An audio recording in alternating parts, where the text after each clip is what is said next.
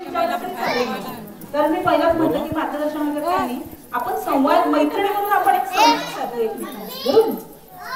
त्यातली एक अनिष्ट प्रथा आहे ती विधवा अनिष्ट प्रथा, ज्याच्यामध्ये नवरा वारला तर तिचा काही दोष नसतो तरी सुद्धा समाज तिला एके ठिकाणी बसून तिचं कुंकू पुसणं, तिच्या बांगड्या फोडणं, तिचं मंगळसूत्र तोडणं, तिची जोडवी काढणं, अशा प्रकारची वाईट प्रथा जी आहे ती आपल्याला बंद केली पाहिजे.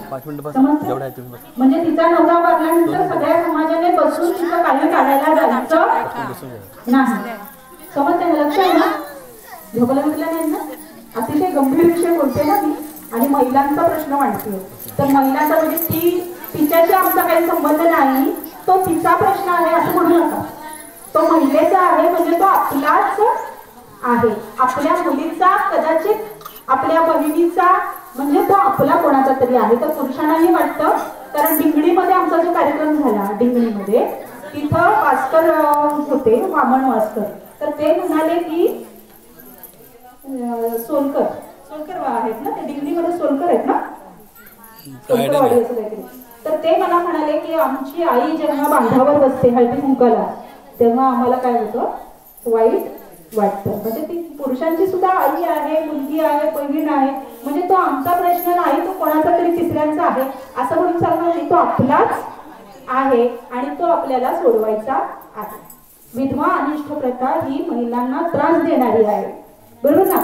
आता नवरा वारल्यानंतर पण कुंकू लावायचं नसतं किंवा तिने दागिने घालायचे नसतात. हे सगळं कुणी ठरवलंय?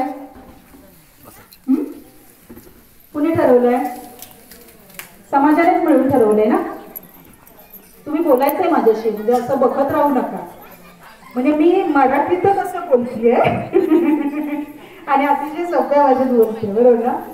पण विषय थोडा गंभीर आहे आणि तुम्ही पहिल्यांदा ऐकता. खूप गावांमध्ये ते केलं. मी 6 फेब्रुवारी 2022 देवरुखमध्ये विधवांचं हळदी कुंकू घेतले पंचायत समितीमध्ये. कोणाचं हळदी कुंकू घेतलं? विधवांचं. तर ते माझ्या मनात आलं की एक घटक असा आहे की जो आनंद घेऊ शकत नाही. समजून घ्या तिचं मन, त्या महिलेचं मन समजून घ्या.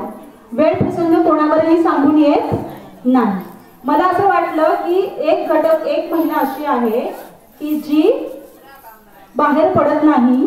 हळदी कुंकांच्या रथसप्तमीला हळदी कुंकू सुरू होतात की नाही, तर ती खिडकीतून अशी बघत असेल किंवा दरवाजातून बघत असेल, थोडासा दरवाजा लावतही असेल, पण ती नटून थटून जाणाऱ्या महिलांना रस्त्याने बघत असेल आणि तिला वाटत असेल की मी सुद्धा अशीच कधीतरी नटत होते.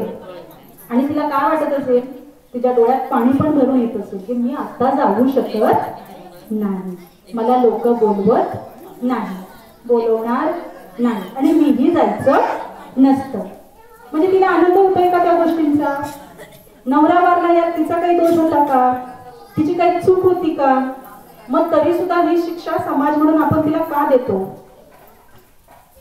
विचार केलाय कधी? ही यालाच काय म्हणतात? वाईट प्रथा. कुणाला तरी वाईट वाटतं, कुणाला तरी दुःख होतं, अशी प्रथा. आणि ती प्रथा कशाला मग ठेवायची? ती प्रथाच आपण बंद करून टाकू. पटतंय ना तुम्हाला? पटतंय की नाही पटत? हा बर. आता हा काही तुमच्या इथे पहिला कार्यक्रम नाहीये. अशी किती गावं केलीत मी? 50 गावं केली. चिपळूणपासून सगळ्या गावांमध्ये, खडकोलीपासून बोरगाव तुमचं तिथपासून महिलांना सांगितलंय की विधवा अनिष्ट प्रथा आपल्याला काय करायची आहे? बंद करायची. विधवा अनिष्ट प्रथा आपल्याला काय करायची आहे? करणार ना आपण? मग काही जण म्हणतात